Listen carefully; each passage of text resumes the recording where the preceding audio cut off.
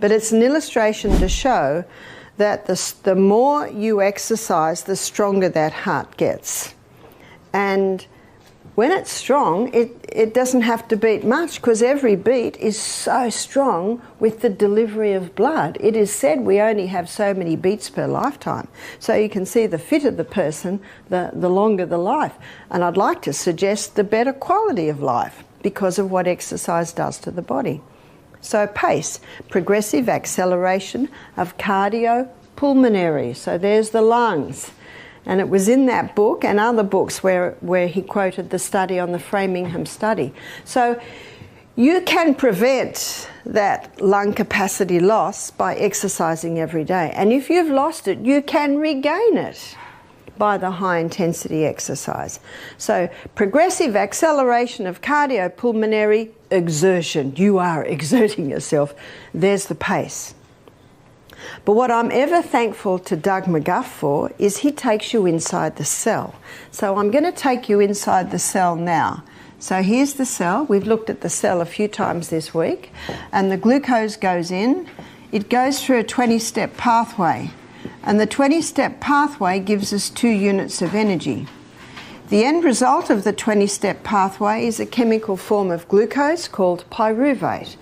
The chemical form of glucose called pyruvate is fed into the powerhouse, called the powerhouse because this 8-step pathway delivers to us an impressive 36 units of energy. We looked at the fact that this is an anaerobic pathway. Anaerobic pathway is the 20-step pathway, meaning no oxygen. It produces energy by the process of fermentation, whereas the 8-step pathway is an aerobic pathway because it uses oxygen. We also had a look at the fact that when excess glucose is going in, it's stored like a little bunch of grapes, and they're little bunches of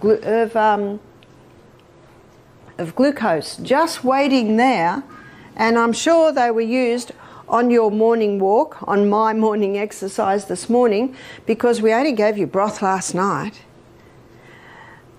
And as you start to move that body, the only time this could be interfered with is if you started to walk without drinking water. And we're going to look at water in a minute after the break. It's vital that you drink water. One lady said to me, I won't be able to walk in the morning because I faint. And I said, well, do you have water? She said, no, I don't like water.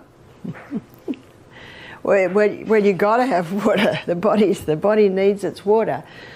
But when you drink that water in the morning and then go on your walk and your body is starting to work, it needs more fuel, those little molecules of glucose are plucked and through the pathway, plucked and through the pathway. It's a wonderful process. We also looked at the fact that on a very high carbohydrate diet, the excess glucose, when the glycogen stores are full, is stored as fat.